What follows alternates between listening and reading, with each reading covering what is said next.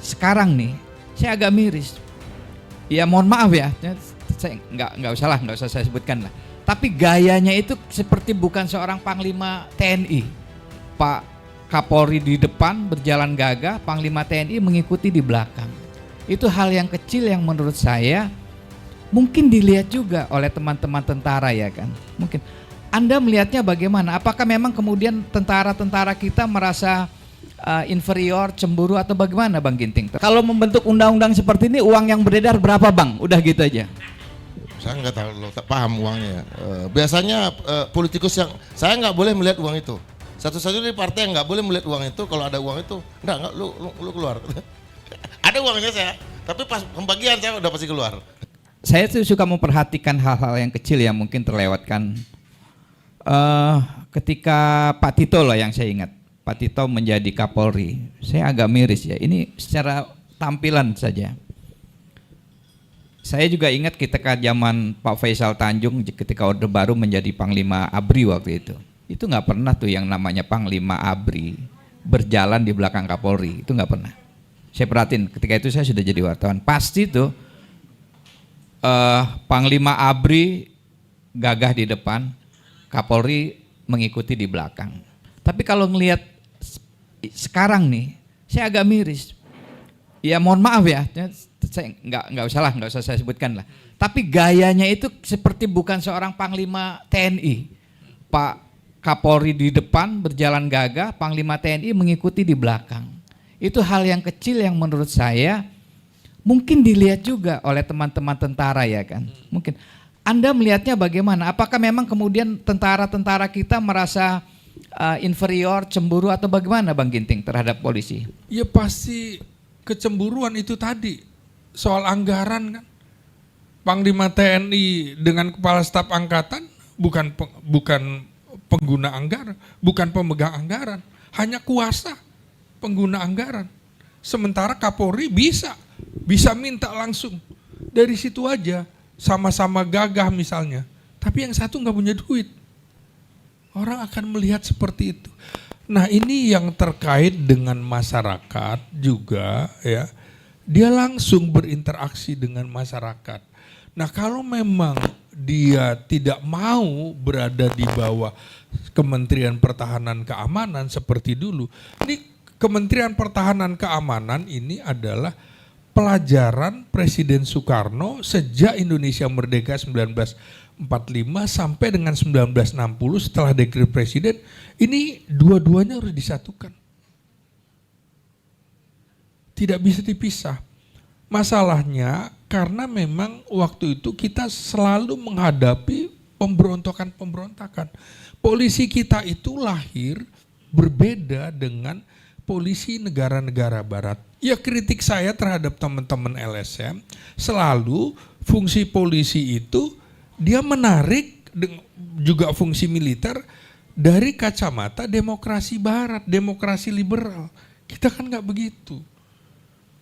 Nah sama, jadi ini mulanya yang menjadi satu dengan ABRI itu, polisi itu lahir dari polisi istimewa. Jadi mobil brigade yang kemudian diindonesiakan jadi brigade mobil. Ikut sama menumpas pergolakan pemberontakan. Sama, gak bisa dilepas. Nah jadi kalau memang tidak mau dibawa Kementerian Hankam, ya udah, jangan menggunakan atribut-atribut militer dong. Ya sipil, polisi sipil. Tidak ada kata sebutan jenderal, tidak ada sebutan dan atau komandan. Komandan itu buat militer. Komandan itu orang yang punya hak diskresi.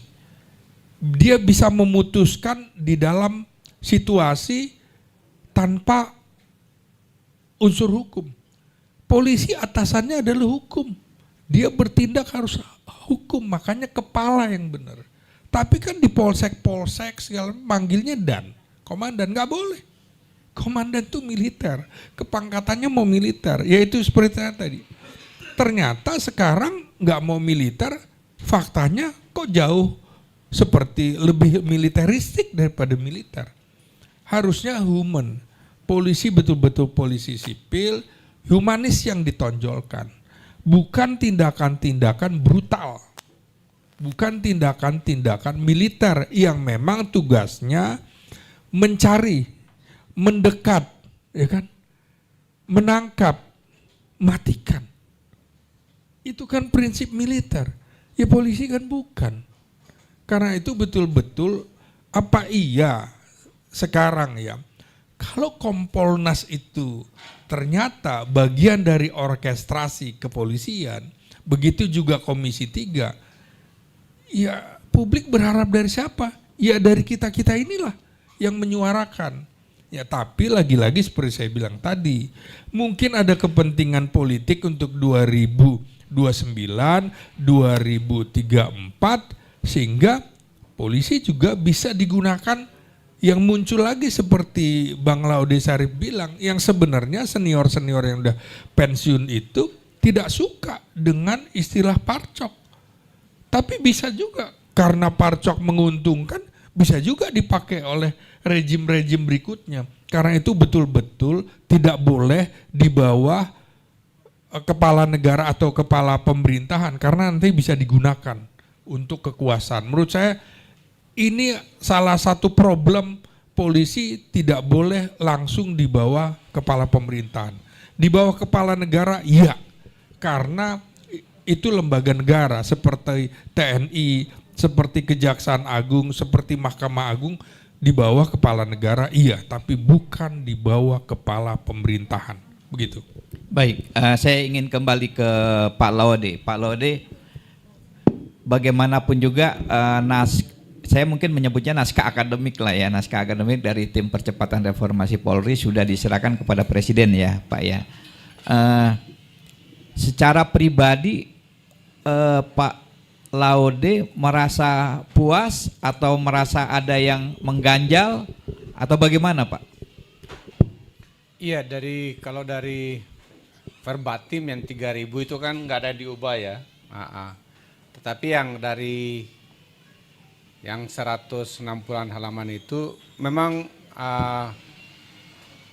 banyak yang akhirnya kurang tegas. Misalnya tentang korupsi polisi. Misalnya padahal itu tinggi sekali yang dari verbatim itu. Korupsi polisi itu mulai dari pelayanan, yang sering dikeluhkan yang mulai SIM, STNK tapi kita juga mengakui di laporan itu, khusus untuk pelayanan publik ini ada peningkatan yang signifikan. Misalnya untuk SKCK, sekarang itu pakai aplikasi sehingga perpanjangan STNK kita bisa drive thru, dan itu maksudnya direcognize sebagai peningkatan. Yang ada misalnya itu korupsi misalnya yang berhubungan dengan narkoba. Itu disebut langsung itu karena banyak jenderal bahkan yang terlibat. Korupsi yang berhubungan dengan pokoknya namanya disebutnya illegal business atau illegal activities. Mau itu tambang ilegal maupun itu judi online dan itu disebut, dan itu hampir semua masyarakat. Korupsi bidang pendaftaran mau menjadi anggota polisi, itu semuanya jelas. Korupsi internal polisi, polisinya sendiri yang harus bayar atasan kalau dia harus naik tingkat sekolah seperti itu. Itu semuanya disebut. Bahasanya menjadi agak masih ada tapi jadi samar-samar, tidak menjadi maksudnya tidak kurang tegas bahasanya. Kalau bahasa yang itu bahkan kita berikan contoh, misalnya korupsi yang berhubungan dengan narkoba, ya Teddy Minahasa misalnya, itu kita jadikan contoh dan kalau yang itu. Namun demikian sebenarnya mengapa dulu saya kurang antusias ketika dipanggil Pak Jimli itu adalah disebabkan oleh pertama, pada zamannya Pak Jokowi saya ditugaskan oleh Menko Polhukam waktu itu Pak Mahfud MD mengkoordinir civil society ini untuk membuat percepatan reformasi hukum. Saya wakil ketua karena ketuanya dari dari Menko Polhukam. Saya lah bikin semuanya, habis itu kita serahkan kepada Presiden Jokowi. Diserahkan waktu itu di Istana Bogor. Pak Presiden mengatakan, terima kasih, saya akan pelajari. Tidak ada itu tindak lanjutnya sampai hari ini. Tapi mungkin karena waktu itu kurang lagi setahun ya Pak Jokowi ya, sehingga tindak lanjutnya dan semua yang diusulkan di dalam tim perbaikan reformasi hukum itu banyak samanya kalau dari unsur polisinya dengan apa yang kita tulis yang masyarakat. Jadi keraguan saya ini setelah diserahkan mau diapain itu barang? Ya kalau misalnya kita sudah pergi kemana-mana, polisi-polisi internal itu terus terang sangat berharap untuk perbaikan, mulai dari perbaikan gaji, mereka tidak lagi misalnya kalau diperiksa propam nggak diperas lagi oleh teman-teman polisinya dan seterusnya. Harapannya tinggi banyak termasuk dari internal Polri. Para mantan Kapolri itu terus terang yang kami wawancara itu mereka kan dulu itu sudah ada cetak biru reformasi polisi. Sudah ada. Saya juga ikut terlibat tuh. Karena saya masih di kemitraan, saya gantiin Pak Adrianus Meliala yang polisi, iya. Itu kan Mabes kecil, Polda sedang, Polres kuat. Jadi itu kayak piramida. Sekarang apa yang terjadi? Hampir terbalik gitu. Mabes menjadi lebar sekali, kelebihan jenderal sehingga hampir karena kelebihan jenderal ini akhirnya dicarikanlah menjadi pejabat-pejabat di kementerian dan lembaga yang lain. Wah itu terus terang banyak polisi termasuk Pak Badrodin mengatakan itu. Pak Pastika mantan Kapolda Bali, ini apaan ini? Kenapa sekarang biar mungkin supaya lebih relate karena ada masyarakat. Misalnya kasus entertainment gitu kayak misalnya yang kecil-kecil itu diperiksa oleh Mabes. Ini terus Polres dengan Polda ngapain aja? Bias kasus receh gitu kan kadang. Jadi di usulan itu adalah Bareskrim itu hanya memeriksa kasus-kasus nomor 1.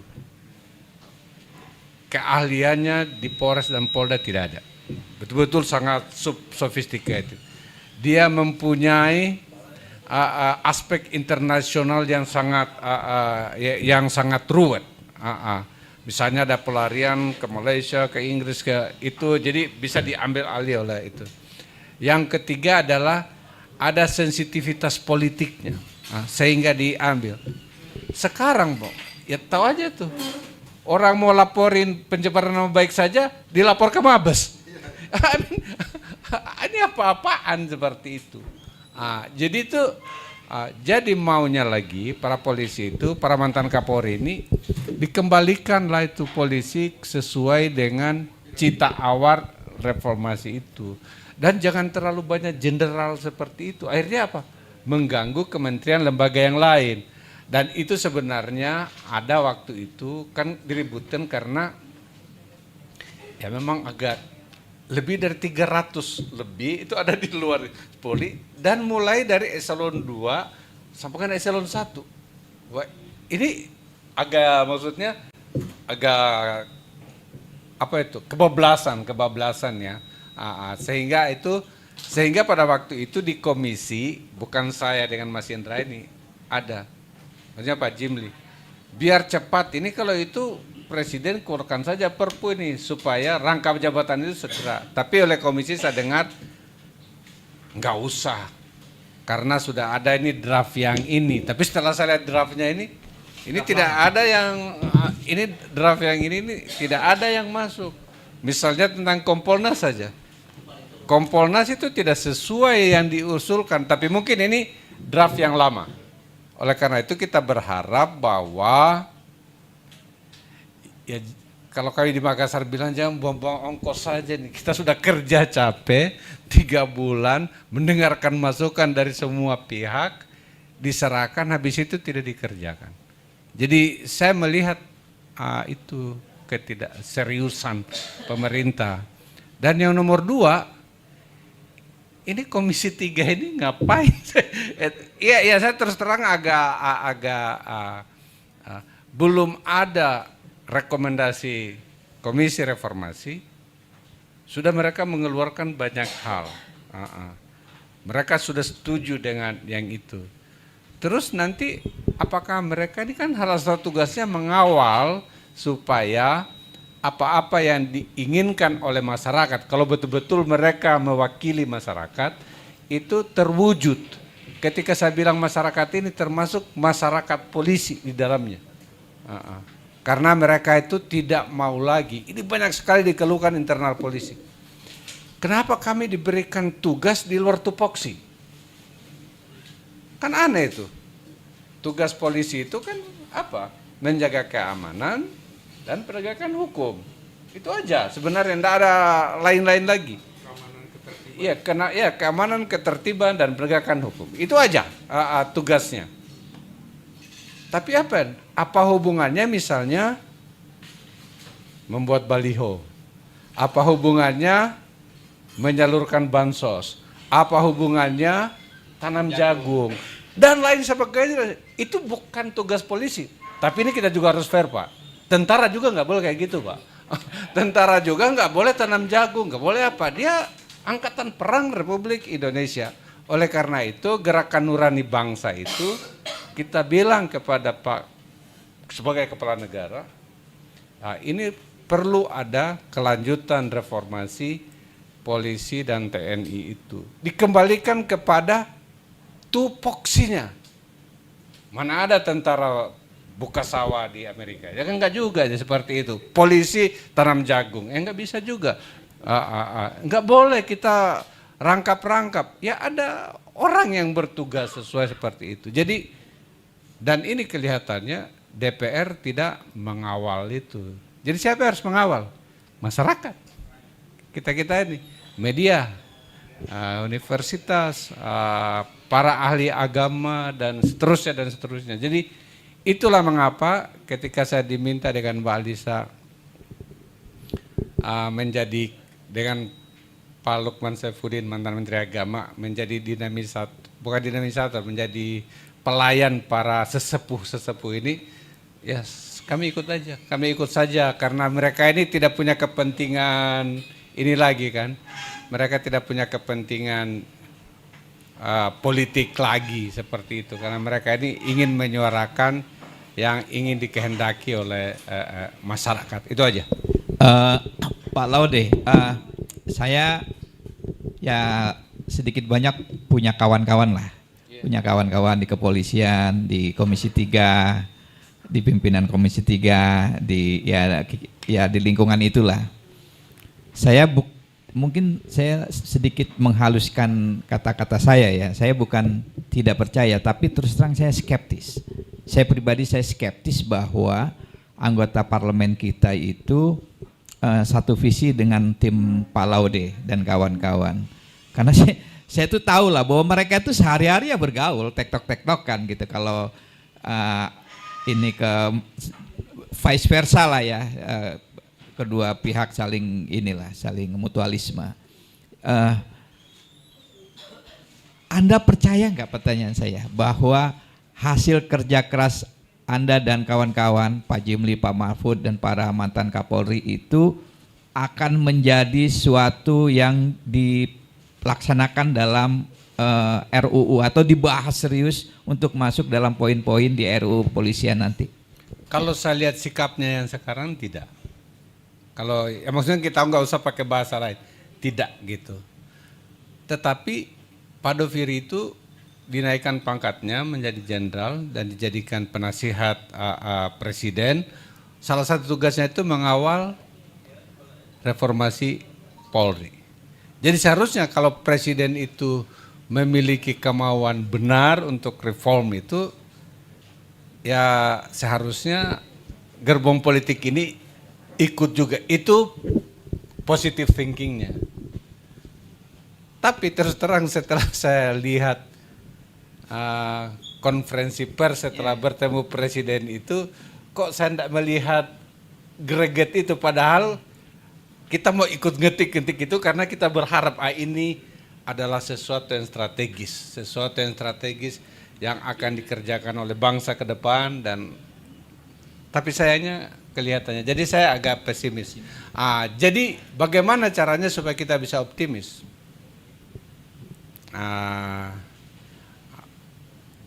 Jangan pernah kita menggantungkan seluruh harapan kita pada politisi. Nggak bisa. Jadi apa kita menggantungkan? Ya kepada usaha kita masing-masing, kepada obor rakyat, kepada media, kepada organisasi masyarakat besar seperti itu. Karena memang kita dalam trajektori yang tidak menguntungkan. Misalnya dari Corruption Perception Index saja. Ketika saya tinggalkan KPK itu adalah tertinggi dalam sejarah Indonesia. Nilainya 40. Hari ini berapa? 34. Bagaimana kita berharap dan nilai apa yang paling rendah sehingga kita tuh bisa 34 saja sekarang. Dikalahin Timor Leste itu. 2. 1, kualitas aparat penegak hukum kita. Yang kedua adalah kualitas partai politik kita. Demokrasi in political party. Itu selalu di bawah 3 nilainya. Jadi jangan berharap dari apa yang kita sebut political institution ya, baik itu di eksekutif maupun di legislatif. Jadi kita harus berharap dari kerja bareng-bareng. Karena apa? Karena kepala negara, presiden, anggota DPR, para menteri adalah sebenarnya pengejawantahan dari masyarakat. Kalau kita selalu meminta beliau-beliau itu untuk memperhatikan atau memperbaiki negeri, ya maka harusnya mendengarkan itu. Karena tanpa rakyat, mereka tidak ada apa-apanya. Terima kasih. Saya melihatnya begini juga Pak Laude, sebelum ke yang lain. Kan kita tahu tim percepatan reformasi Polri itu dibentuk oleh Presiden dalam suasana seperti apa? Suasana makropolitiknya. Dan siapa-siapa tokoh yang diajak masuk. Saya kok merasa ya kita semua ini kan ya orang politik lah ya. Saya merasa bahwa ini hanya kanalisasi. Perasaan saya, mudah-mudahan saya salah Pak Laude. Saya merasa ini kanalisasi untuk meredam keadaan sambil buying time. Kondisi kan Agustus itu Pak, waduh itu seperti Indonesia mau tenggelam itu. Seolah-olah presiden kita mau ganti jadi Gibran Raka Buming Raka tuh waktu itu kan. Prabowo tumbang diganti Gibran lah kira-kira, sehingga dibentuk seperti ini. Karena begini Pak, saya sepakat dengan Anda, kalau sebetulnya mau, hari ini itu kan Ketua Komisi 3 itu kan Habibur Rahman, adalah anggota dari Partai Gerindra. Dan pimpinan Komisi 3 yang lain juga adalah anggota dari koalisi pemerintah. Sebetulnya kan nggak perlu ya, saya senang ada Pak Doviri di situ, saya senang. Saya menilai pribadinya sangat baik gitu ya. Seorang polisi yang alim lah menurut saya dan bersih lah. Saya senang. Tapi ya presiden nggak perlu juga untuk mengawal ini. Ya tinggal perintahkan partai-partai di parlemen segera bikin undang-undang, saya maunya seperti ini. Kan jadi nih barang. Gimana Pak Laude? Itu yang kita harapkan dari presiden. Itu yang kita harapkan dari presiden. Jadi bukan Mas saja tuh yang berpikir begitu. Mungkin ini hanya kanalisasi. Kan masyarakat betul-betul sangat marah waktu itu. Jadi kebetulan tiba-tiba ini datang Gerakan Nurani Bangsa yang ingin mewakili. Kenapa sih Gerakan Nurani Bangsa itu pergi bertemu beliau itu waktu itu? Pertama kayak dipanggil. Karena banyak anak-anak muda ini merasa kalau ke DPR tidak terwakili suaranya, Anda mau didengarin, mau kemana lagi? Pergilah ke orang-orang tua. Pras Magni Suseno, Ibu Sinta Nuria, Abdurrahman Wahid, Kardinal. Jadi orang-orang yang ini Bante Cannavaro gitu. Jadi pimpinan Katolik, Protestan, Jekiman Putih, Buddha dan semuanya. Jadi mereka pergi didengarin dan mereka bilang tolong ini disampaikan aspirasi ini ke kepala negara. Tanpa kita minta diundang ke sana. Nah, ketika disampaikan, wah begitu. Itu juga menarik kalau kita lihat dari pembentukan komisi. Setelah menunjuk 10 orang tadi, Pak Jimli mengatakan menurut pesan Presiden, tim reformasi Polri ini harus menyelesaikan dalam waktu paling lama 3 bulan. Sehingga Pak Indra dan saya disuruh akhir Januari, awal Februari harus sudah selesai draft. Kerjalah orang, seperti itu. Setelah jadi, saya masih ingat kayaknya versi tanggal 7 Februari. 7 Februari kita serahkan semuanya. Mulai para komisioner ini meminta waktu. Sampai sampai Mei akhirnya kan, Mei ya diterima. Tidak diterima juga. Jadi menurut saya sesuatu yang urgen dulunya ketika dibikin, lama-lama ini kelihatannya ini biasa aja. Ini bagian dari ini jangan sampai sama dengan nasib pekerjaan tim reformasi hukum itu. Diberikan kepada presiden dan Presiden Jokowi bilang saya akan pelajari, sampai hari ini dipelajari. Sampai hari ini dipelajari. Sekarang Komisi Reformasi sudah diberikan kepada presiden. Jangan sampai itu aja dipelajari terus juga, nggak ada. Padahal kalau mau gampang sekali. Karena koalisi di DPR itu mayoritas. Semua yang dikatakan presiden sekarang bisa gampang, bisa gampang. Kalau maksud Punaero, kalau mau. Kalau mau. Jadi kalau diundang lagi oleh Pak Presiden untuk bikin tim ini, tim itu, Pak Laude udah nggak mau nih kelihatannya. Nggak boleh kayak begitu. Jadi selama begini. Menjadi aktivis anti korupsi atau saya kan ilmu saya itu 2, lingkungan dengan anti korupsi ya. Terus saya pernah bilang kayaknya saya salah mengambil jurusan yang saya pelajari sekolah gitu kan. Kayaknya nggak ada gunanya. Kerusakan lingkungan ketika saya mulai kuliah dulu sampai sekarang berkurang atau tidak? Enggak berkurang, makin jelek. Kalau korupsi dari dulu kita mulai 34 atau 28 berkurang atau tidak? Tambah seperti itu. Jadi sebenarnya nggak ada gunanya ini kan. Terus ada yang beritahu saya, nggak boleh begitu kamu lihatnya diri kau. Saya bilang apa? Gimana seandainya kalau semua orang itu tidak memperhatikan lagi barang itu? Jadi kalau misalnya negara menugaskan Pak Laude sabar betul ini walaupun harus sabar, sabar. Karena apa? Mungkin lagi sibuk Pak. Ya karena kita cinta negeri, itu saja sebenarnya. Menurut saya sih Pak Prabowo pasti memperhatikan masukan dari Pak Laude dan kawan-kawan. Hanya memang kan lagi sibuk ke Paris, ada urusan lain yang lebih penting. Jadi kita harus berprasangka baik, harus selalu husnuzon kepada pemimpin kita.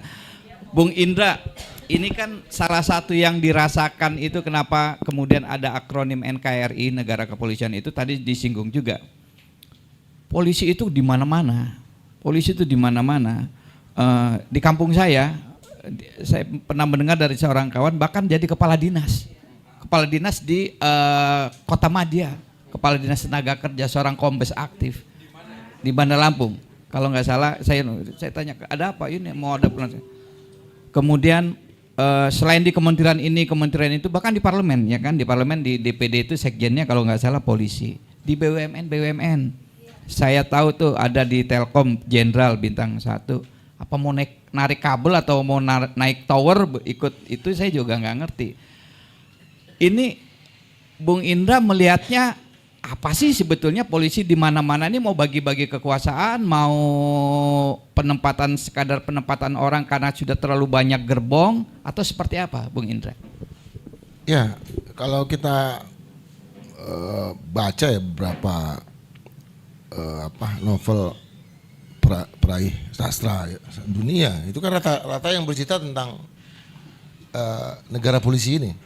Artinya ketakutan yang betul mendasar terhadap kehadiran polisi yang luar biasa di tubuh negara itu, sehingga memunculkan sastra kelas tinggi yang pada gilirannya juga melahirkan apa yang disebut dengan failed state, negara gagal.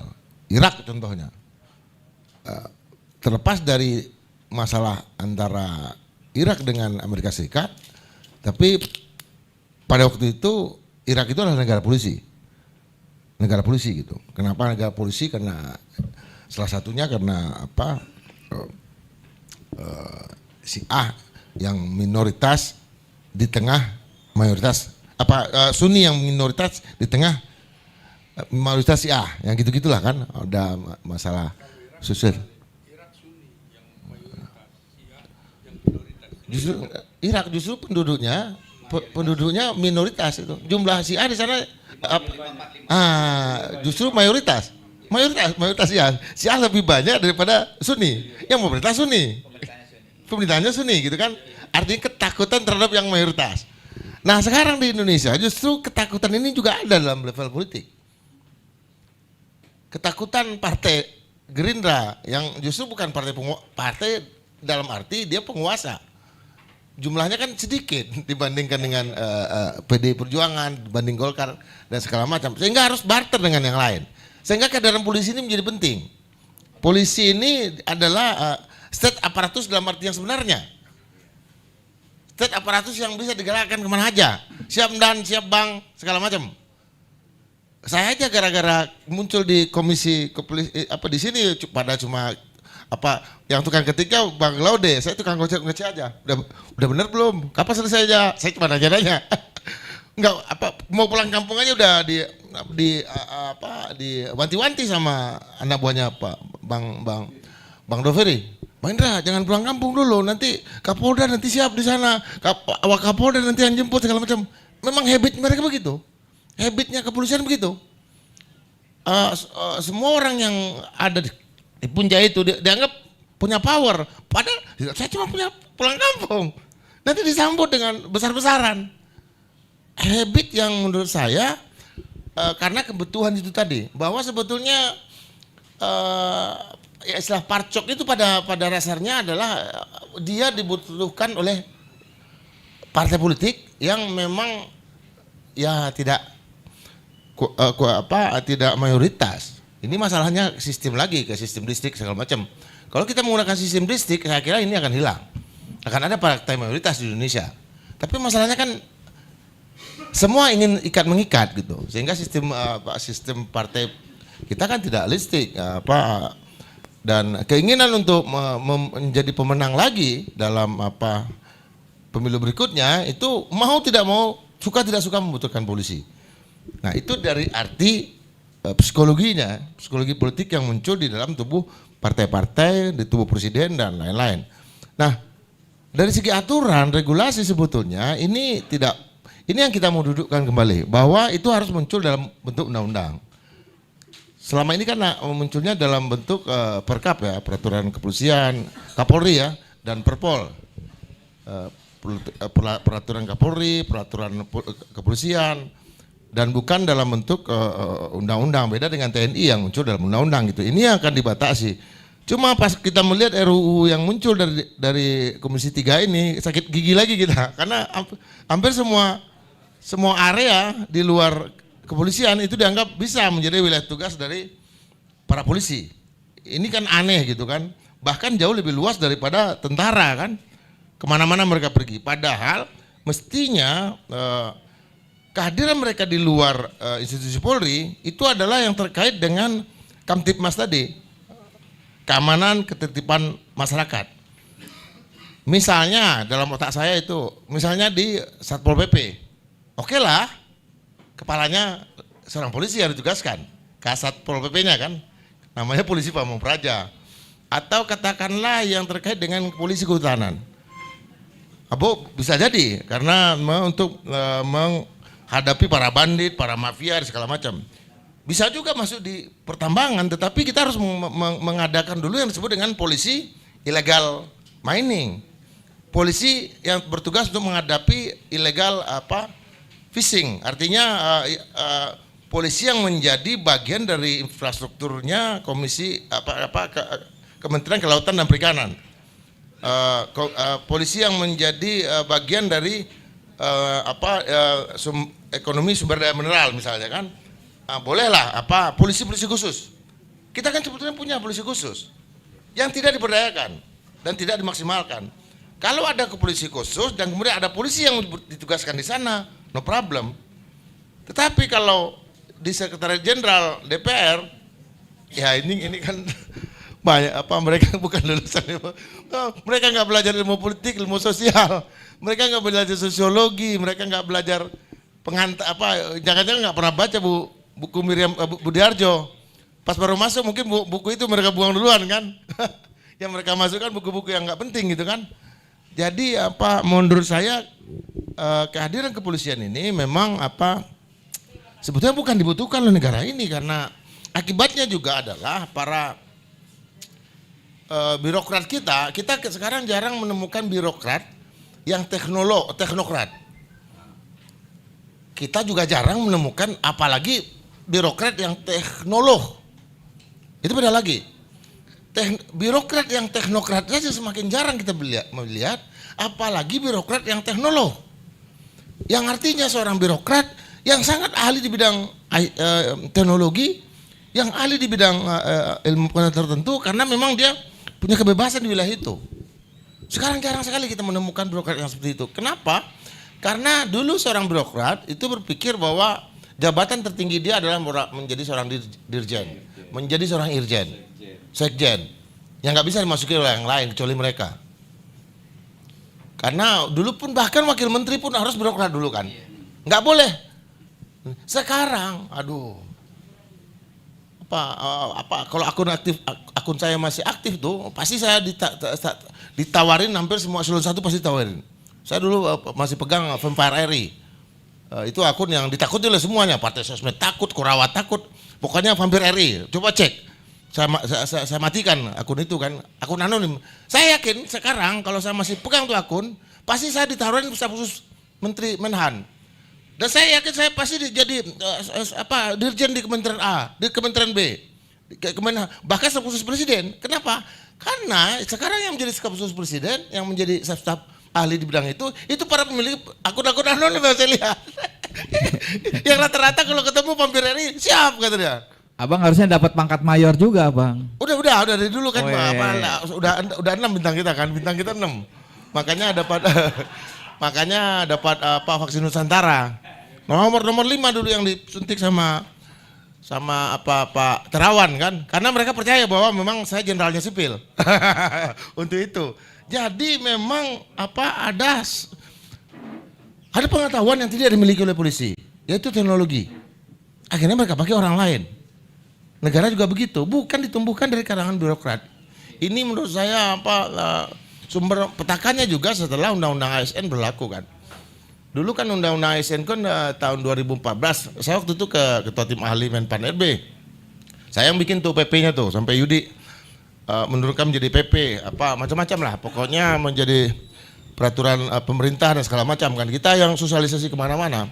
Tapi ketika kita sosialisasi sesuai kebenarannya, saya kira setelah Yudi Krisnandi selesai dan kemudian Asman Amnur, menurut saya masih ASN itu masih di bawah rezim ASN. Tapi setelah periode Jokowi yang kedua, menurut saya itu udah dibajak sama yang lain. Itu. Baik, Bung Indra, kali ini saya memohon dengan sangat Bung Indra mau menjawab dengan apa adanya.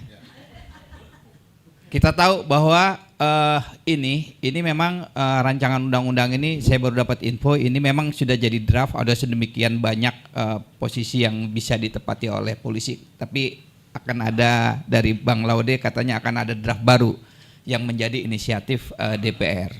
Tapi bukan itu yang saya tanyakan ke Bung Indra. Kita tahu bahwa proses legislasi itu adalah sesuatu yang ditunggu banyak pihak dan sesuatu yang juga banyak pihak ikut bermain di sana. Saya tahu sekali itu. Dan kita pernah secara faktual terbukti di kita, bahkan ada istri Wakapolri, Bu Nunun, ya kan? Itu kan ada melesetin lain bukan itu kan? Itu membagi-bagikan travel check kepada anggota DPR ketika proses pembentukan undang-undang BI kalau nggak salah, karena ada kepentingan. Jadi pasal demi pasal itu, alhamdulillah ini Pak Ugro nih kelihatannya. Pasal demi pasal itu ada nilainya. Pasal demi pasal itu ada nilainya. Nah, Bung Indra, saya ingin jawaban jujur Anda. Ini apakah akan ada uang besar yang bermain dalam pembentukan undang-undang kepolisian ini ke depan? Silakan. Saya kira uang itu udah beredar ya. Oh ya, selamat datang Pak Ugro Seno. Alhamdulillah beliau tokoh senior kepolisian, Wakapolri ya terakhir ya, Wakapolri. Silakan Pak Ugro. Pak Ugro, alhamdulillah Pak Ugro Seno. Monggo Pak, silakan Ya. Ya.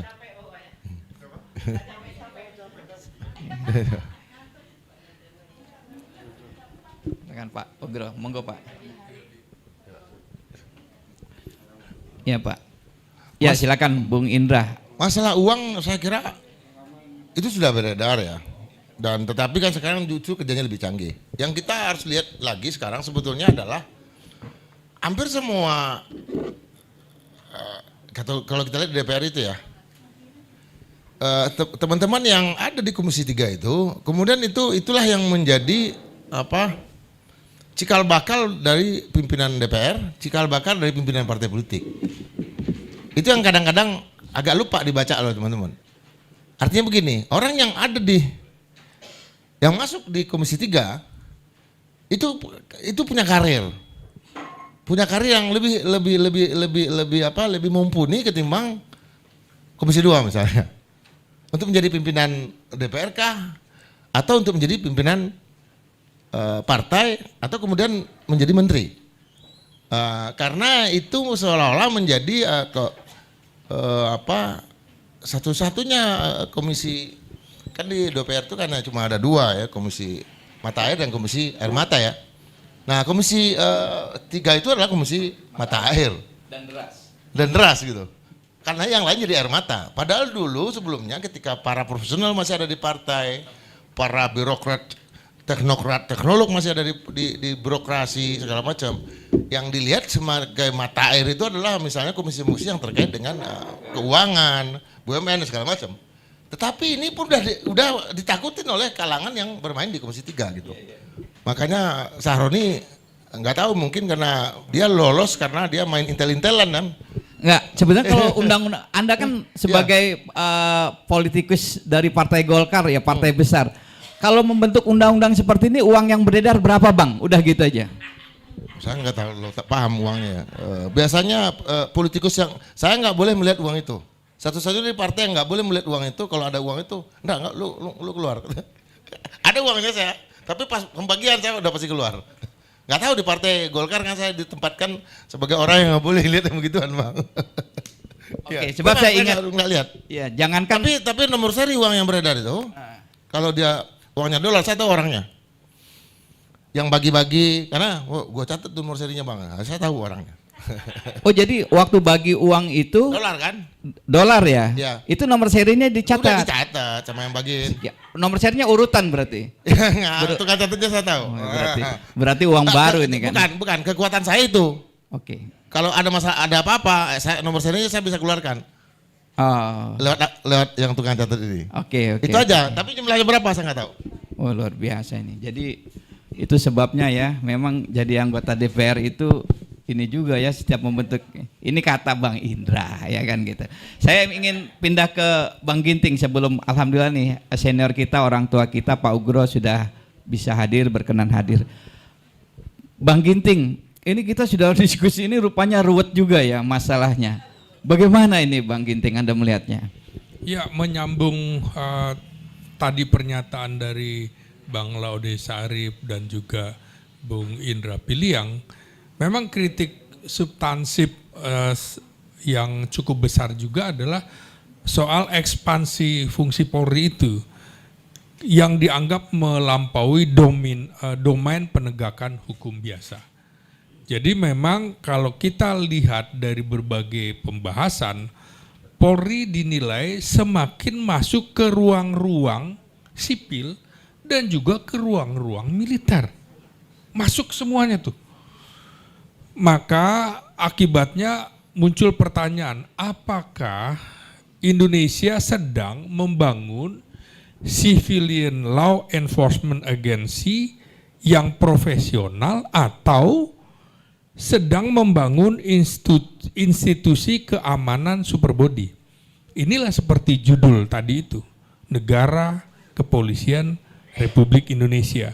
Jadi ketika polisi memiliki kewenangan penyidikan, pengawasan digital, intelijen, pengamanan politik, pengendalian massa, akses senjata, pengaruh teritorial hingga level desa, dan kekuatan anggaran yang di atas militer dan institusi sipil lainnya, maka muncul kekhawatiran itu tadi, terjadi konsentrasi kekuasaan koersif kepada polisi sebagai satu institusi. Inilah sumber, makanya muncul plesetan NKRI sebagai Negara Kepolisian Republik Indonesia dalam tanda petik sesuai dengan tema diskusi ini. Yang ketiga, saya amati ya soal anggaran itu tadi, secara psikologis institusional juga sangat penting harus kita garis bawahi dalam praktek birokrasi saat ini. Birokrasi ada birokrasi sipil, birokrasi kepolisian, dan birokrasi militer. Nah, Kapolri tadi saya udah kemukakan adalah pengguna anggaran langsung ya. Sementara Panglima TNI, Kepala Staf Angkatan hanya sebagai kuasa pengguna anggaran karena struktur TNI berada di bawah Kementerian Pertahanan. Maka secara simbolik maupun praktek ini menciptakan perasaan ketimpangan baik dari lembaga militer maupun lembaga kementerian lain di luar polisi. Jadi betul-betul super body bener. Ini mengingatkan kita pada negara-negara fasis. Kita tidak ingin, kita cinta polisi, tapi kita tidak ingin polisi kita seperti KMPT dulu, Jepang itu, polisi rahasia. Terus polisi rahasia Iran zamannya Shah Reza Pahlavi. Kemudian juga zamannya Hitler. Itu betul-betul polisi rahasia. Lebih berkuasa daripada militer, lebih kuat daripada militer. Nah, ini yang menurut saya harusnya dalam konsep sistem pertahanan keamanan negara kita, maka seharusnya ini dua-duanya TNI dan Polri itu adalah pilar yang setara dan punya hubungan koordinasi yang kuat supaya kemudian menimbulkan kekuasaan negara itu betul-betul ditopang oleh lembaga koersif untuk kepentingan nasional. Bukan kemudian yang muncul sekarang adalah kecemburuan. Kejaksaan Agung apa enggak cemburu? Militer cemburu, institusi lainnya juga cemburu terhadap polisi. Ini saya tidak ingin kemudian polisi dijadikan common enemy oleh lembaga-lembaga negara lainnya. Ini harus didudukkan dulu posisinya. Nah, apalagi Indonesia yang menganut sisaan kamrata ini, di mana pertahanan dan keamanan itu tidak bisa dipisahkan, tetapi secara mutlak menjadi tanggung jawab TNI dan Polri. Kita bukan seperti negara-negara liberal. Maka kemudian kritik terhadap RUU kepolisian ini juga bukan berarti kita anti polisi. Kemudian juga kekhawatiran ini harus ditangkap, harus digarisbawahi. Kita tidak ingin ada penumpukan kekuasaan kepada institusi tertentu, dalam hal ini polisi. Kita tidak ingin polisi lemah, tapi kita juga tidak ingin polisi menjadi super body. Yang itu tadi kan, akhirnya siapapun yang berkuasa betul-betul butuh polisi untuk apa? Ya untuk mengawal kekuasaannya supaya tidak diganggu. Yang terakhir menurut saya dari perspektif politik, dari politik negara menurut saya kekhawatiran paling besar justru jika Polri perlahan-lahan berubah dari law enforcement agency menjadi instrumen kekuasaan politik domestik di Indonesia. Ini paling kuat karena dalam sejarah banyak negara kepolisian muncul karena militer, bukan karena militernya kuat, tetapi justru karena aparat keamanan internal, keamanan ketertiban masyarakatnya lebih dominan di dalam mengawasi masyarakat. Ini malah bukan dekat dengan masyarakat, tapi mencurigai masyarakat, juga masuk di dalam kontrol politik. Maka itu tadi kan muncul parcok, justru kemudian juga memunculkan orang takut kritik. Nanti apa? Bisa dikriminalisasi. Kemudian juga ada manajemen stabilitas kekuasaan yang betul-betul dipegang oleh kepolisian. Karena itu memang menurut saya kritik terhadap RUU kepolisian ini harus diarahkan pada kebutuhan pembatasan kewenangan yang jelas buat polisi, penguatan pengawasan eksternal, reformasi kultur penegakan hukum, juga transparansi anggaran. Pernah dengar nggak laporan keuangan kepolisian dipublish? Nggak pernah. Kemudian juga harus ada penegasan kembali desain pertahanan, sistem pertahanan keamanan nasional kita, di mana polisi idealnya seperti apa. Kembalikan saja seperti para funding polisi itu menginginkannya seperti apa. Kira-kira seperti itu. Baik, terima kasih Bang Ginting. Alhamdulillah ini Pak Ugroseno, Komjen Ugroseno, beliau Wakapolri.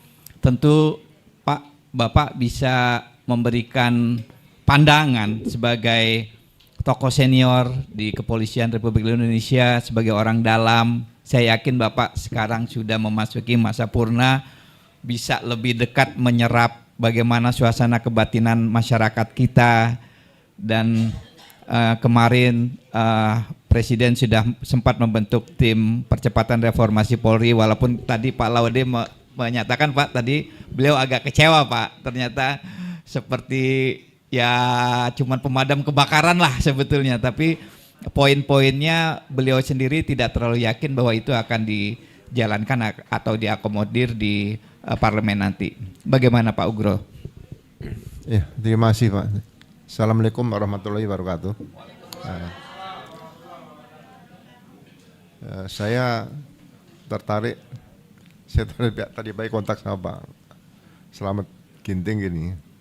Ini undang-undang kepolisian ini bukan hanya milik Komisi 3 DPR RI atau milik DPR RI yang diwakili oleh Pak Wakil Ketuanya Pak Sofmi Dasko. Ya. Jadi yang pertama berkaitan dengan usia. Ya. Kenapa sih kok ada perpanjangan usia? Saya setuju perpanjangan usia. Malah pernah sambil guyon saya bilang gini, polisi dulu kan usianya sama dengan TNI kan 55 Pak. Terus kira-kira tahun 2000 berapa itu? Dirubah menjadi 58. menyesuaikan dari 55 ke 58 itu juga banyak friksi. Jadi siapa yang akan naik sampai 58? Siapa yang tidak naik sampai 58? Nah, ini dibikin ketentuan. Yang masih ada masa dinas waktu itu 1 tahun, diperpanjang 1 tahun. Gitu loh. Kemudian yang berikutnya yang udah mepet lagi panjang 2 tahun, sehingga pas masuk ke yang 58 ini semuanya udah nyambung, nggak boleh putus. Ya, seperti itu. Kemudian sistem kepangkatan, masa dinas dalam perwira, masa dinas dalam karier dan sebagainya, itu belum banyak berubah. Sehingga ya kita lihat sendiri ada kenaikan pangkat luar biasa. Ya. Dulu pada saat saya pertama kali dinas, seorang saya berpangkat letnan 2 satu balok, itu melihat letnan 1 waktu itu hormat sekali. Karena dicapainya butuh waktu, pengalaman dan sebagainya. Apalagi beda 3 tingkat. Ya kan? Kapten misalnya gitu. Itu juga jauh sekali kita hormatnya. Kemudian mayor waktu itu, Pak. Seperti saya masih letnan 2 waktu itu. Kemudian Pak Bimantoro waktu itu ya mayor pangkatnya. Itu kita benar-benar segan gitu. Hormat betul. Ya. Jadi pangkat itu ada nilai, ada hierarkinya, itu harus dihargai, tidak asal udah naikkan pangkat ini kebetulan ajudan saya naikkan pangkat dulu, ini staf saya naikkan pangkat dulu. Jangan. Ya. Jadi permasalahan cukup banyak untuk merubah usia tadi. Ya. Nah kemudian sambil gue saya bilang gini, kenapa sih sekarang 58 tidak dirubah saja 85? Iya, karena yang dikatakan oleh beberapa rekan itu yang dipakai kan otaknya. Ya. Saya tanya sama Pak mantan Hakim MK Mas Arief itu, kan kawan saya SMA, baru pensiun kemarin, usia dengan saya hampir sama 70. Nah kalau mau polisi usianya 70 pensiun. Loh, iya ini kalau kita mau tata ya, saya tanya hakim-hakim agung itu 70, ya kan? Kemudian hakim pengadilan tinggi 67 kalau salah. Kemudian hakim biasa pengadilan 63. Tapi kan nggak pernah patroli, ya kan? Usia-usia segitu kan banyak duduk di ruangan, otaknya digunakan. Nah kalau kita Kapolres, Kapolda, masa mau hanya digunakan otaknya duduk aja di kursi, ya kan waktunya makan siang, belnya bunyi alarm, Pak makan siang, Pak rapat lagi, Pak waktunya pulang, waktunya sholat. Kan lebih bagus beli robot kalau gitu kan, ya kan. Nah dengan adanya perubahan ini saya baca di sedikit RU tadi, RU kepolisian, RU ini banyak, mohon maaf lah, tidak diperhitungkan matang-matang. Penyelundupan pasalnya lebih terlihat di situ. Ya kan? Di usia 60, saya sependapat sampai 60. Enggak ada masalah. Ya, karena menyesuaikan dengan pegawai negeri, Pak Sipil. Ya, masih bisa lah, fisik masih mampu 60. Ya. Kemudian kalau misalnya akan diperpanjang, itu jabatan fungsional saja. Jangan struktural. Ya, fungsional banyak. Staf ahli Kapolri ada di situ, senior saya Pak Ito Sumardi sama Pak Arianto tadi. Usianya pasti ya rata-rata 72, 73, ada 74 mungkin, ada yang 75. Ya. Ya, kalau memang sudah usia berapa tadi pensiun 60, ya. Ya perpanjang tiap 2 tahun saja. Masih digunakan sebagai staf ahli. Tapi beliau masih pangkat aktif. Karena kalau udah pensiun masuk Mabes Polri itu ya penghormatannya berkurang. Otaknya masih digunakan, dibutuhkan oleh Polri, tapi penghormatannya berkurang karena udah pensiun. Ya kan? Nah, nanti kalau usia 62 masih dibutuhkan lagi, perpanjang lagi 2 tahun. Kalau di Phoenix, Amerika, Arizona itu, ya, jabatan-jabatan yang di lapangan itu, ya, itu masih bisa diperpanjang 2 kali 2 tahun. Ya. Itu yang struktural. Tapi kita nggak usah mengikuti yang struktural, fungsional saja. Jadi fungsional, misalnya pensiun 60, struktural, fungsional masih aktif, diperpanjang 2 tahun. Masih sehat, butuhan 2 tahun lagi. Masih sehat 2 tahun lagi. Sampai 70 nggak apa-apa. Atau bahkan sampai 80 nggak apa-apa. Kalau otaknya masih bisa dipakai. Iya, seperti itu, jabatan fungsional, Pak. Ya kan? Karena begini, misalnya di Bareskrim, Pak. Di Bareskrim itu ada angkatan di atas saya 5 tahun. Berarti sekarang usia 75.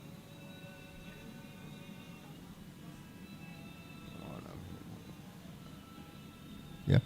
Sekarang 75 atau 76 mungkin. Tapi otaknya masih bagus. Nah, kalau yang perwira aktif sudah di struktural, sudah pensiun, dia masih bisa digunakan di jabatan fungsional. Ya misalnya di Bareskrim. Sampai bintang 3 nggak apa-apa. Jabatan fungsional situ.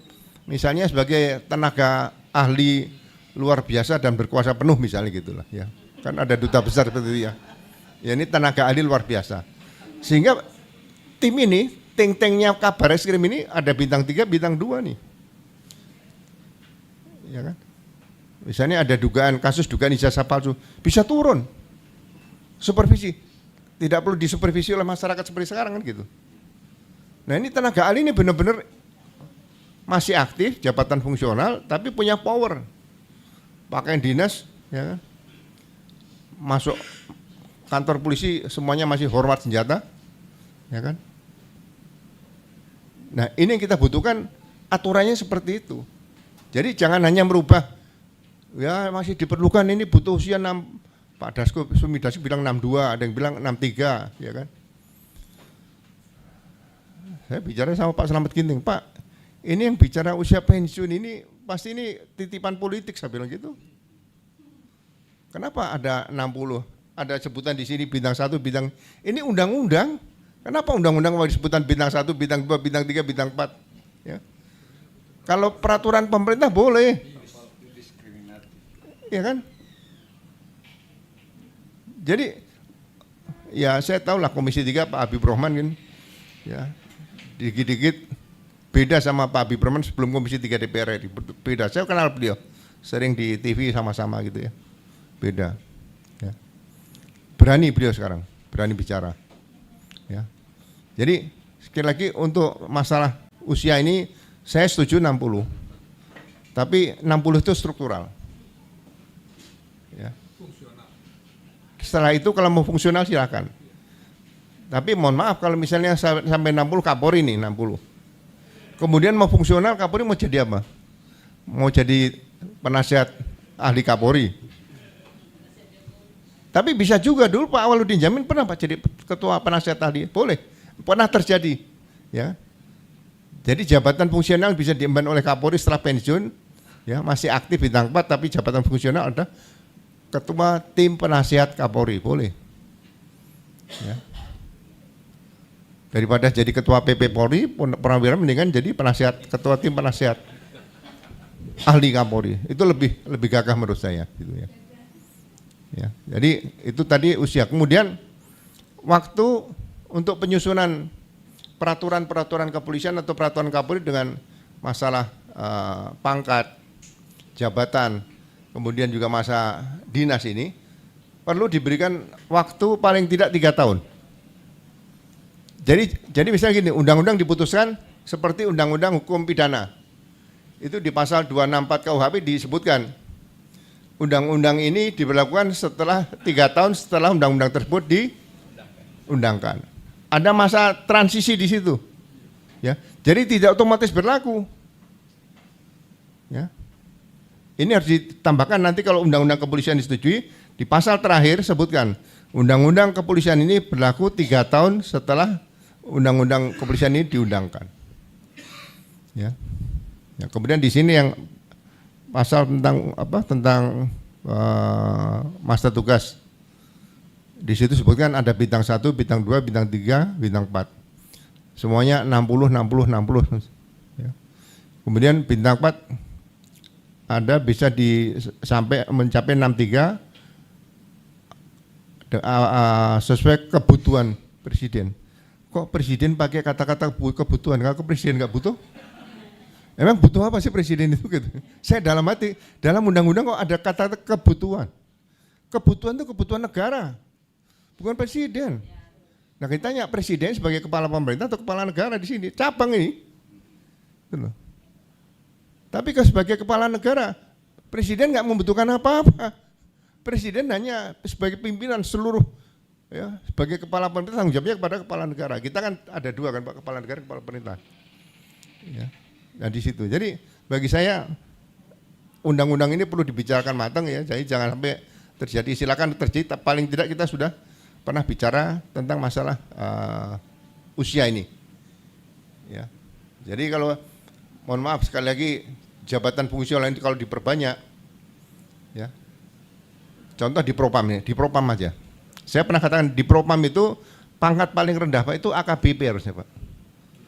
Mayor tidak boleh. AKP nggak boleh. Kenapa AKBP? Dia pernah bertugas jadi Kapolres. Dia sudah sekolah. Dia tinggal pemantapan lagi di situ, habis itu promosi. Dan dia nanti keluar dari Propam itu setelah bintang 2. Nah, jabatan fungsional di Propam ini diperbanyak. Misalnya begini, sebagai seperti apa ya? Kalau ada sidang kode etik itu beliau yang memimpin sidang lah, pimpinan sidang. Itu dibutuhkan bintang 2 yang fungsional di situ. Nah, perwira tinggi Propam yang sudah berbintang 2, ya, dia nanti setelah itu dipromosikan jadi Kapolda. Gitu loh. Jadi jangan sampai dia baru AKBP naik kombes langsung mutasi. Nanti ada benturan dengan atasnya yang pernah dia periksa. Ini kan kasihan nanti. Ya. Kenapa ke depan nanti saya katakan seperti ini, polisi selain memerlukan Dewan Kode Etik, juga perlu Dewan Kehormatan Perwira atau Dewan Kehormatan Polri. Saya lebih cenderung Dewan Kehormatan Perwira. Jadi kalau dugaan perwira yang melanggar etika cukup berat, itu tidak perlu melalui kode etik, tapi langsung Dewan Kehormatan Perwira. Misalnya gini, ada perwira yang terlibat misalnya penembakan kasus Pak Sambo ya, itu nggak usah Dewan Kode Etik, diperiksa oleh tim Dewan Kehormatan ini, itu terdiri dari ada unsur Polri, Kompolnas, kemudian dari tokoh-tokoh lah, ada akademisi semua, misalnya Pak Slamet Ginting, boleh. Ini ad hoc. Ini yang menentukan seseorang itu masih layak atau tidak layak menjadi anggota Polri. Kalau dinyatakan masih layak, lanjut. Tapi kalau tidak layak, langsung PTDH. Dan kalau dia melakukan perbuatan pidana, langsung mengikuti proses pidana. Tidak perlu lagi nanti Dewan Kode Etik di PTDH, banding dirubah jadi demosi dan sebagainya. Kalau sidang kode etik pakai banding, ya sulit kita, kapan ada kepastiannya. Ya. Tapi sidang kode etik itu jangan sampai PTDH, dia hanya memutuskan tertinggi tidak layak. Nah, jabatan fungsional para perwira-perwira masih aktif tadi yang menjadi katakanlah anggota Dewan Kehormatan tadi, itu bintang 2 semua yang ada. Makanya Kadipropam itu harusnya bintang 3 Pak di situ, sama dengan Irwasum. Kenapa saya katakan bintang 3? Kalau suatu saat ada pelanggaran etika oleh Kapolri, siapapun Kapolri loh. Nah, disinilah peran Kompolnas. Kompolnas jangan seperti Kompolnas sekarang ini, seperti jadi juru bicara. Kompolnas punya peran aktif yang dikatakan oleh tim reformasi Pak ya, perkuat. Nah, dia bisa menerima laporan masyarakat dan laporan anggota. Misalnya ada seorang anggota, dia dikriminalisasi oleh atasannya, atau dia tidak suka melaksanakan perintah atasan. Dia bisa melaporkan kemana? Kalau tidak dia melaporkan kepada atasannya, dihukum dia, dicari-cari kesalahan. Nah, dia bisa melaporkan pada Kompolnas, dan Kompolnas menjaga, memberikan perlindungan saksi pelapor itu. Nah, baru diperiksa. Nah, perwira-perwira yang salah tadi, atau kata perwira menengah atau perwira tinggi yang salah tadi, yang diduga melanggar etika, kepemimpinan, manajerial dan sebagainya, itu diperiksa itu Dewan Kehormatan Perwira tadi. Baik Pak Ugro, saya kalau mendengar Pak Ugro bilang Dewan Kehormatan Perwira ini malah ini apa? Nanti alumnus dari yang terperiksa dari DKP jadi presiden Pak nanti bisa ya kan. Ya kan, jadi jangan khawatir juga kalau diperiksa jadi Dewan Kepentingan jadi presiden nanti kalau kan gitu. Begini Pak Ugro, tadi Pak Laude menyebut ada di polisi di seluruh dunia, Pak Ugro, ada dua hal yang biasanya menjadi concern. Yang pertama soal corruption, yang kedua soal brutality. Nah, Pak Ugro sebagai ordal atau bekas ordal itu memang itu yang terjadi atau bagaimana sih Pak? Kalau brutality ya kelihatan kemarin juga ada banyak lah contoh kasus di masyarakat, corruption juga, itu bagaimana sih Pak yang terjadi sebetulnya? Ya, saya melihat begini Mas, ini harus ada perubahan mendasar tentang pendidikan. Anggota masyarakat yang masuk anggota Polri itu rata-rata adalah, bukan semuanya lah, itu pernah mengikuti pendidikan menengah. Berarti levelnya sudah SMA atau SMK. Jadi setelah pendidikan menengah ini kan dia akan melanjutkan pendidikan tinggi. Ya kan? Nah, sekarang kita tanya, SPN Sekolah Polisi Negara ini pendidikan apa? Pendidikan menengah atau pendidikan tinggi? Kan hanya 7 bulan. Ya kalau dibilang kursus nanti orang marah. Ya. Ya. Saya dulu pernah menyusun ini waktu saya masih kepala lembaga pendidikan Pak. Tahun 2011 di Akademi Kepolisian saya bicarakan ini. Bagaimana ke depan ini pendidikan ini? Nah, saya katakan sekolah brigadir itu adalah pendidikan tinggi, makanya sebutannya bukan siswa SPN, mahasiswa. Jadi memerlukan waktu berapa lama? Minimal 3 tahun. Dia belajar ilmu hukum dasar, pengantar, belajar tentang buku ke-1 KUHP, belajar tentang etika, belajar profesi, bicara moral, kalau pelajaran budi pekerti. Kemudian sudah ada aturan-aturan, dia harus lulus masalah kepropaman. Dia mendalami tentang apa yang tidak boleh dan boleh dilakukan oleh seorang anggota Polri. 3 tahun, brigadir loh ya. Nah setelah 3 tahun, dia mendapat gelar apa? D3 Pak. Nah setelah D3, bagaimana kelanjutannya? Nah ini saya baru melemparkan sedikit kemarin. Udah pada ribut, itu Pak Ugro kenapa sih kok bilang SPN jadi akpol? Nah, Undang-undang Sisdiknas itu akademi itu 3 tahun. Tapi kalau sekolah tinggi itu 4 tahun. Kalau nggak salah betul Pak. Sarjana terapan, STR. Vokasi. Ya kan? Jadi sekarang apakah akpol termasuk akpil, saya mohon maaf loh, akan mengambil 3 tahun nih. Ya kan? Turun 3 tahun nih. Jangan diakal-akali, nanti tambah setahun lagi untuk pendidikan. Jangan, resmi. Nah saya katakan, Akpol di Semarang itu menjadi sekolah tinggi ilmu kepolisian Pak.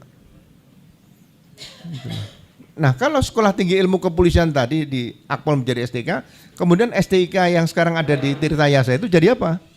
Nah ternyata sekarang sudah mau berubah jadi Universitas Kepolisian, betul. Iya. Ya kan? Tapi nanti yang akpol sekarang ini perubahan apa ya? Perubahan psikologis. Oh, saya lulusan akpol nih. Masa mau diganti sekolah tinggi ilmu kepolisian? Kayak rasanya kedon. Loh. Sekolah pertanahan dulu ada Akademi Pertanahan Jogja. Sekarang ada sekolah tinggi ilmu pertanahan. Sekolah tinggi ilmu imigrasi, semua STK. Malah di Solo tuh ada sekolah tinggi ilmu fisioterapi. Ada itu. Ya. Nah, ini harus dirubah. Jadi bukan mengecilkan. Kalau apakah STK misalnya Akpol nanti dirubah STK, apakah nanti masih main dramin? Oh, silakan. Kalau memang masih mampu untuk main dramin, silakan. Masa mudanya di situ dia. Ya kan? Jangan dihilangkan. Tapi 4 tahun itu namanya sekolah tinggi. Nah, Akademi Kepolisian ini nanti dibangun di mana? Ya, ini kan ada pendidikan brigadir, Pak. Harus 3 tahun, nggak bisa 7 bulan. Nah 3 tahun namanya, nanti polisi akademi ada di masing-masing provinsi. Ya. Jadi perubahan ini membutuhkan apa ya? Keikhlasan gitu loh, ya. Bayangin tahun 2009 dulu pernah dia kejadian, tapi saya nolak. Sebutan Mabes Polri supaya nggak sama dengan ABRI dulu kan reformasi itu. Oh kita jangan berbau-bau militer. Mabes Polri jangan sampai Mabes ABRI, Mabes TNI gitu kan. Mabesnya mau dibuang, mau diganti kantor pusat. Saya angkat tangan. Mohon izin Pak, kalau Mabes Polri diganti kantor pusat, nanti Kapolri jabatnya Kakanpus, saya nggak setuju. Loh, itu kan psikologi. Apa salahnya menggunakan Mabes Polri? Ya, ya sama, saya waktu KLMD ngajar di Sesko TNI Pak. Perwira TNI nanya, mohon izin Jenderal, kenapa Polri sudah reformasi masih menggunakan cara-cara tradisi TNI? Misalnya gitu. Loh, apakah dilarang seperti itu? Bayangin kalau misalnya upacara pemakaman ada tata upacara militer, tata upacara polisi. Penghormatan terakhir kepada jenazah pada arwah itu, jenazah itu setelah dimasukkan yang lahat, kan biasanya pendampingnya darat, laut, udara, polisi itu Pak. Nah kalau upacara militer hormatnya tetap begini, tapi kalau nanti ada tata upacara polisi tentang pemakaman, polisi hormatnya begini, supaya beda. Nah apa jenazahnya nggak ketawa nih? Duh gimana beda ya? Saya katakan seperti itu, nah, semuanya tertawa. Akhirnya ya udahlah, yang udah baik jangan dirubah-rubah gitu aja. Ya. Nah itu tadi saya kembali lagi ke masalah pendidikan. Jadi kalau misalnya ada kejadian-kejadian, basicnya adalah pendidikan. Mudahkan untuk mendapatkan pendidikan, ya kan? Nah, setelah pendidikan tadi dilaksanakan di, mohon maaf kalau akademi kepolisian di SPN, alumni polisi akademi yang brigadir tadi, Bintara tadi Pak, dia masuk umur 18, keluar umur 21, D3. Yang mengampu perkuliahan dia adalah Universitas Kepolisian, Pak. Jadi ada induknya. Nah, setelah 14 tahun bertugas, dia pangkatnya brigadir. Bengkok kuning 4 itu, Pak. Itu kurang lebih 14 atau 15 tahun, ya kan?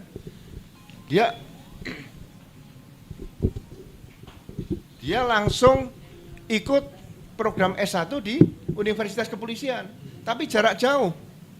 Tidak perlu hadir, online. Nah, setelah dia S1 di situ 2 tahun, Pak. Otomatis dia lulus dari Universitas Kepolisian, pangkatnya berubah menjadi perwira dan sudah S1. Tidak perlu lagi sekolah inspektur kepolisian di inspektur polisi di Sukabumi. Itu online loh. Iya, baik. Nah, seperti itu. Jadi ini memang butuh pemikiran apa? Baik. Perubahan polisi ini ya mungkin ada Pak Laudi di sistem reformasi kemarin ya. Saya sebenarnya juga pengen banyak memberikan masukan, tapi kan mungkin nggak sempat di situ. Nggak apa-apa. Ini Pak, tapi mumpung Pak Ugro di sini dan kita akan membentuk undang-undang yang baru. Selain soal umur, masukan dari Pak Ugro apa sih Pak yang krusial Pak? Monggo Pak, silakan Pak. Ya, tadi masalah pengawasan tadi kan sudah saya sebutkan ya, program tadi ya. Nah, sekarang masalah tugas-tugas Pak. Kalau jabatan fungsional bisa diperbanyak di polisi, saya baca di RUU ini ada penugasan-penugasan di beberapa apa, lembaga negara atau kementerian tadi ya. Sebetulnya kita ini kan ada badan administrasi kepegawaian negara atau badan kepegawaian negara ya, kayak ini ya. Ya. Jadi kalau semua yang mau masuk jabatan-jabatan entah dari sipil ke militer, militer ke sipil, polisi ke sipil dan sebagainya itu lihat BKN aja. Itu pasalnya udah bagus. Yang akan masuk ke sana kalau di polisi mengundurkan diri dulu. Nanti kan ada penyesuaian di situ. Ya. Karena apa? Fungsional di polisi pangkatnya sudah diperbanyak nih. Semua bisa masuk itu. Tunjangan jabatan, tunjangan kinerja semuanya sama. SPK. Ya kan? Kemudian kalau memang itu bisa dipenuhi kalau misalnya ingin jabatan di luar, ada jabatan yang benar-benar khas berhubungan dengan kepolisian. Yaitu yang pertama kita harus mengingat undang-undang kepolisian yang lama ini, yang ada ini bukan yang lama nih, ini belum ada yang baru soalnya. Undang-undang nomor 2 tahun 2002 pasal 3. sebagai pelaksana fungsi pemerintah di bidang kepolisian adalah Polri. Yang dibantu oleh satu, kepolisian khusus, dua, penyidik pegawai negeri sipil, PPNS, yang ketiga Pam Swakarsa. Ya. Kalau PPNS ini dikembangkan di seluruh kementerian yang ada penegakan hukum, seperti BPN. Kenapa harus ada polisi di BPN? Kalau ada PPNS di Komdigi, kenapa harus ada polisi di Komdigi misalnya? Kalau ada PPNS di Kementerian Pertanian, kenapa harus ada polisi pertanian? Polisi menurut saya lebih bangga kalau bertugas, contoh, satu, mungkin di situ yang memimpin tentang kepolisian khusus di kereta api. Kepolisian khusus, apalagi misalnya Polsus kereta api, kehutanan. Dan ada satu lagi jabatan yang paling membanggakan, yaitu Air Marshal. Itu semacam polisi udara. Jadi dia bisa terbang kemana ikut, tapi pakainya preman. Tapi dia disenjatai, dan senjatanya tidak pernah keluar pesawat, ada dalam pesawat. Jadi kalau ada pembajakan, dia yang aktif duluan di situ. Bukan militer loh. Kan gangguan keamanan terhadap penduduk itu kan polisi. Ya. Jadi ini hal-hal seperti ini, kebanggaan seperti ini perlu dibangun. Jadi benar-benar dia usianya masih muda, bela diri bagus, ya kan? Kemudian dia juga sniper, bisa penembak jitu menggunakan pistol, baik pistol listrik maupun senjata api pistol biasa. Dan dia setiap kali terbang pesawat ikut yang keluar negeri dan sebagainya. Bukan jadi pelayan itu, kalau ada apa yang pelayan haji saja ya bagus. Tapi ini yang ada kaitan dengan tugas polisi, ya kan? Nah senjatanya mungkin khusus, jangan sampai nembak tembus ke badan pesawat dan itu yang malah jadi masalah. Jadi Pak Ugro sepakat boleh penempatan, tapi mereka harus mengundurkan diri dari posisi polisi aktif ya kalau di kementerian dan lembaga ya. Nah, tapi kalau ada kaitan dengan tugas polisi ya, yang saya katakan masih aktif dia. Iya baik. Kawan-kawan, kita sudah berada di penghujung acara. Kita buka floor pertanyaan dari wartawan atau dari mana. Tapi mungkin ini saya mau ngasih kecepatan nih Pak. Nih mungkin ada testimoni sebentar kali ya. Ini ada Pak Mahdi. Mahdi silakan Pak. Singkat saja Pak. Anda boleh, Pak Mahdi ini polisi Pak. Polisi yang merasa dizolimi, silakan. Jadi rupanya ada juga polisi yang menzolimi polisi ya. Bagaimana? Ya silakan. Singkat Pak, silakan. Sambil berdiri boleh, duduk boleh. Silakan Pak. Berdiri Pak, boleh. Sebutkan nama, identitas, dari kesatuan mana Pak Mahdi. Assalamualaikum warahmatullahi wabarakatuh. Waalaikumsalam. Mohon maaf, ingin saya sebutkan sebagai orang tua, karena memang beliau sudah punah, tapi alhamdulillah Anda pernah dengar informasi tentang Pak Komjen Ugroseno. Mohon maaf Pak Ugroseno, ini setengah penampilan yang setengah dinas, karena insya Allah nanti malam tetap melaksanakan dinas. Tadi selesai silaturahmi dengan Pak MS Kaban di Bogor. Terus yang kedua dengan Pak Laude, dengan Pak Budiono, Pak Ginting, dengan Pak Indra. Alhamdulillah ini tentang, sebenarnya bukan cengeng Pak Ugroseno, ini korban kejoliman. Ini ada bini, istri 2023 lalu aneh kena viral masalah tanah. Memang pendidikan aneh rendah, dibilang tamtama, tapi berharga karena aneh polisi murni, super murni, dan tanpa biaya sedikit pun. Dan sedikit aneh buka, dulu orang tua bilang dia lo percuma jadi polisi tapi jauh, bisa lo membantu orang tua yang hak gue lagi diacak-acak sama orang. Lu lebih baik berhenti, pensiun aja. Kenapa? Percuma lu jauh gitu. Tapi bingung juga karena baru selesai dilantik langsung dibuang ke Kalimantan 10 tahun. Orang tua nggak ridho karena lu dibuang gitu. Buat apa lu jadi polisi tapi lu nggak bisa membantu orang tua gitu. karena eksesnya penggantian biaya, terus kemungkinan juga ada indikasi bisa diperiksa.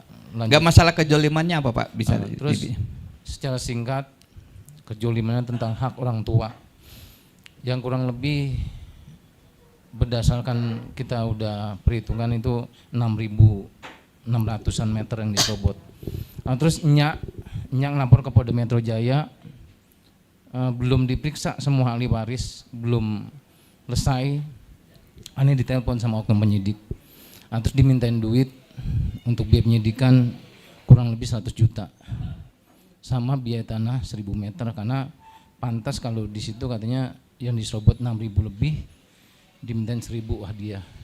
Jangankan itu Pak Ugroseno, di dompet Aneh itu di kantong ada 1.500.000 gaji dari Kalimantan diambil sama oknum penyidik. Terus Aneh ngadu ke Propam, kebetulan Aneh kan punya orang tua Mogro. Aneh juga kan pernah belajar di kepolisian, karena kita didik sama orang tua harus jujur, baik, itu modal utama. Terus di kepolisian murni kita didik juga baik gitu. Kenapa begitu kita korban kejoliman malah dimintain biaya penyidikan gitu? Ini kan bukan bicaranya Aneh membuka aib, ini bicara oknum yang menjolimi gitu. Kenapa malah disalahkan? Kita ngelapor ke Propam Polda enggak ditanggapin, kamu koordinasi cantik gitu. Terus kita ngelapor lagi ke Mabes, kamu koordinasi yang cantik, bagaimana caranya? Ngelapor ke Satuan kita ke Polres, sama enggak dilayanin juga. Ngadu Kapolsek, mantan Kapolsek Pak almarhum Mantong, dia malah keinginan membantu urusan ini tapi mau digadaikan kiri kita. Terus mau ngadu kemana Pak Ugroseno? Akhirnya ketemu media, ada temen yang menyarankan Pak Madi kita coba ngomongin dia. Terus sampai 2023 Aneh ditelepon, dijemput jam 11 malam, pulang pagi, terus subuh. Aneh salah di mana gitu? Aneh udah sesuai alur gitu. Dalam ini mohon maaf Pak Ugroseno, ini bukan bicara institusi yang jelek, bukan. Ini bicara oknum penyidik gitu. Hari ini Aneh bersyukur, Pak Ugro, ketemu bapak-bapak yang terhormat. Kenapa Aneh ini nangis? Aneh ini bukan nangis cengeng tapi sedih gitu. Terus enggak lama Aneh di sidang Pak Ugroseno, Aneh dikenakan pasal yang banyak banget. Di sidang di Polda, pendampingan cuma bini. Aneh di situ, kenapa pihak yang minta duit itu enggak dihadirkan gitu? Kenapa enggak dihadirkan? Cuma pihak-pihak yang udah di SP3. Nah itulah kebenaran Allah, makanya aku yakin dengan kebesaran Allah. Walaupun Aneh di situ dipojokkan dengan oknum institusi penyidik, terus didukung lagi dengan pihak-pihak yang mafia nyerobot tanah orang tua Aneh. Di situ diberatkan, dia pakai bekengan dengan satuan samping. Aneh nggak paham apa tujuannya, tapi Aneh nggak pernah gentar. Akhirnya Aneh diberikan sanksi minta maaf dengan TB1 sama Metro 1. Terus Aneh divideoin, Aneh nggak mau di situ. Mohon maaf Pak Ketua Majelis, Aneh sampai kapan pun nggak bersedia untuk minta maaf. Karena Aneh pihak yang dijolimi, bukan yang salah. Aneh bilang setengah jam itu, Aneh bilang ini namanya jolim Pak Kapolri, jolim banget, sangat jolim Aneh bilang. Setelah itu Aneh langsung demosi loh. Demosi dari Polsek ke Polres itu Aneh belum diperiksa, belum disidang, aturan dari mana udah kena sanksi? Bicaranya itu biasa Umadi. Loh kalau biasa itu bukan aturan yang bilang. Biasa itu aturannya mengikat yang bilang. Hukum itu aturan mengikat, bukan kebiasaan. Terus bagi anggota yang pangkat rendah belum disidang, belum diperiksa udah kena sanksi. Gitu jadinya. Kami sudah menangkap inti persoalan Pak Madi. Pangkat Anda apa Pak? Sekarang terakhir Aneh dibilang Bribka seumur hidup karena kemarin dicekal. Turun ya atau enggak tetap Bribka. Oh, demosi. Aneh enggak dinaikin pangkat. Oke, enggak apa-apa. Katanya alasannya intinya nggak mau nurut dengan, bukan nggak mau nurut, Madinnya nggak mau minta maaf dengan institusi, intinya Kapolri dengan Kapolda. Kenapa? Salahnya di mana gitu? Ini bicara hak orang Baik, tua. Gitu. baik Pak Madi. Saya kira, nah ini kalau Pak Ugro, mudah-mudahan Pak Ugro berkenan menjawab atau mengomentari. Jadi ini ada rekan kita, anggota polisi aktif Pak, kemudian tanah orang tuanya diserobot oleh mafia tanah. Beliau melaporkan kepada institusi Polri, institusi tempat beliau bekerja, dimintai uang oleh rekan penyidik, ya kan, dimintain tanahnya dibelah Pak, dari 6.000 dibagi 1.000. Saya juga mau Pak, kalau jadi penyidik ada laporan 6.000 saya bagi 1.000 dong, ya kan gitu, mau juga. Ini komentarin Pak, monggo Pak, silakan Pak. Ya, ini memang korban suatu sistem, Pak. Sistem penegakan hukum, ya kan. Saya beberapa kali juga menangani masalah seperti ini tadi, ya, orang minta tolong. Makanya saya setelah pensiun saya bikin kantor pengacara supaya nanti kalau orang minta tolong itu ya resmi beracara, tapi ada pengacara yang berjalan nanti. Kalau enggak nanti kan saya dianggap makelar kasus nanti. Jadi gini, urusan pertahanan saya udah perhatikan beberapa kasus ya. Urusan pertahanan cukup BPN, itu urusan administrasi. Tidak perlu ada penyidikan tanah oleh kepolisian. Mohon maaf loh, jangan sampai nanti dibilang saya benci polisi. Ini demi kebaikan polisi. Nanti kalau polisi menangani, BPN nangani, BPN kita tanya, Pak gimana? Masih ada di penanganan oleh polisi. Polisi tanya, Pak bagaimana? Tergantung BPN. Ini pingpong. Nah, kembali lagi tadi yang saya katakan pasal 3 tadi. Kan pelaksana fungsi pemerintah ini di bidang kepolisian Polri, tapi dibantu oleh ada PPNS. Nah, PPNS BPN ini yang Badan Pertanian yang jalan ini. Jadi kalau ada oknum BPN yang nakal, yang minta duit, minta dan sebagainya, ini baru penyidik negara ini, yang penyidik tindak pidana umum ini Polri yang nangani. Lu jangan main-main sama itu orang pelapor masalah tanah ya. Nah seperti itu. Saya selalu ingat bahwa polisi itu zaman dulu namanya DPKN ada Pak. Jawatan Pengawas Keselamatan Negara. Negara itu kan ada bangsa, ada pemerintah.